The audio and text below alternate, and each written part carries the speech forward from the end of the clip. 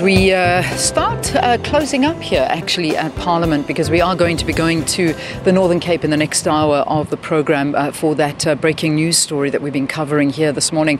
Just a devastating story of the death of 5 police officers. So we'll bring you all of that here on the programme. But of course, State of the Nation address taking place at 2 o'clock. State of the Nation. Did I just say that? Yeah, I did. I'm going to correct myself. It's the budget, not the State of the Nation. I suppose the State of the Nation is in our budget. Hey, that's where all the money is. So that's happening at 2 o'clock this afternoon. We'll be covering it live, so please do tune in for that one. But as usual, one of the guests that I always look forward to chatting to on the morning of the budget is Yunus Carrim. The parliamentary body responsible for the finance cluster is the Standing Committee on Finance, and the person who oversees this is Yunus Carrim. Good to see you. Thanks so much for talking to us. Yeah. How are you feeling ahead of this budget? It's been a bit of a rocky road to get here, hasn't it? Yeah, but on the whole, it's much more positive. You see it in the rand exchange rate with the dollar. You see it with the increase in investor confidence. And also, of course, in the very last quarter, though one shouldn't make too much of it, there's been a decrease in unemployment, both generally and particularly and importantly youth unemployment. So I think we're in a much better place now, although we shouldn't exaggerate it, there's a lot to do, than we were a year ago. Yeah. What do you think about the climate and the leadership that the budget is going to be delivered under? Well, the special circumstances here is that SONA was only dealt with on Friday and finalized yesterday. And the very next day, the Minister of Finance has to present a budget. The SONA provides a framework for the budget. And obviously, the new president has delivered a speech that was worked on through the ANC Lekgotla in January, the Cabinet Lekgotla that's followed.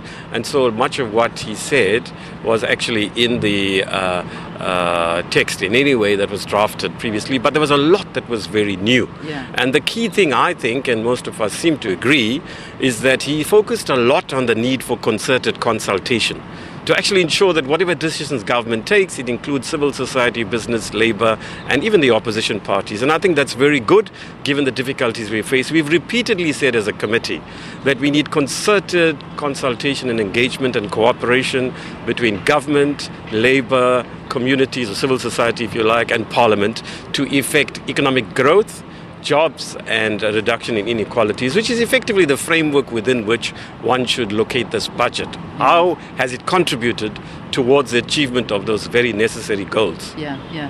If we look at this budget, it is in a difficult situation because the deficit in South Africa is very, very big right now, and there are so many projects that need to be financed.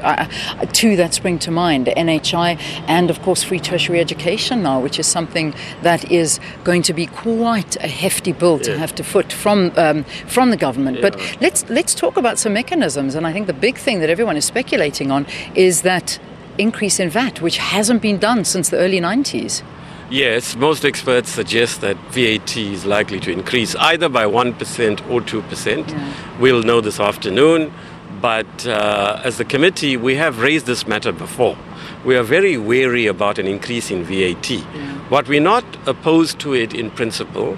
We will need to look at exactly how many items and foodstuffs and so on that the poor consume are exempted, if you like, or zero rated in respect of VAT. We also need to know what impact study has the National Treasury done to establish its effect on the poor and lower income earners. We'll need to know what study has been done, and we'll need to look at it. But also we need to look at what on the other hand has been done by the state to provide increases in social grants and so on to cater for a possible increase in VAT. Some of us also think that some consideration needs to be given over time, as difficult as it may be to administer, a sort of multi-layered VAT where certain luxury items, for example, are subjected to more than the norm, say, of 14%, and other items lower than 14%, depending on who the disproportionate consumers, which strata consumes those items of foodstuffs and the like. So in short, there are many things that government can do if it increases the VAT to cushion its effect on the poor, and we'll be focusing on that. Obviously, the labour movement, COSATU and others and civil society will be very opposed to VAT. Yeah, exactly. We will need to engage with them. We also need them to come with alternative proposals that are feasible, given that we've got a 50.8 billion shortfall and there's a need for additional revenue for progressive projects, which they themselves will agree with. For example, NHI, free education for those at least to families that have 350,000 rands and less. So in other words, we with trade unions and with civil society have common objectives. How we get there is something we need to negotiate around. Just in terms of this bloated cabinet, that's also something that has been spoken about since the State of the Nation address, and the talk of reducing the size of cabinet, which in turn will save on salaries. And I mean, that's a big thing. I mean, do you think that this is going to be something we're going to see very soon? Well, it's certainly going to happen. The President's made it very clear, both in the SONA on Friday and yesterday in his reply. So it's going to happen. As he explained, it'll be done over time. Yeah. You can't immediately launch. If he is going to review his cabinet, say 2, 3, 4 weeks from now, it'll be too soon to make a decision. For example, do you merge agriculture, fisheries and the Department of Rural Development, right, which was the case before? And the one thing that does strike me, because I have some experience of this, is that we were moving towards convergence in 2014 between, all sorts of ICT. So the norm in most countries was to merge your postal and telecommunications departments with your communications department. We took the unusual step of separating. So that's another possibility.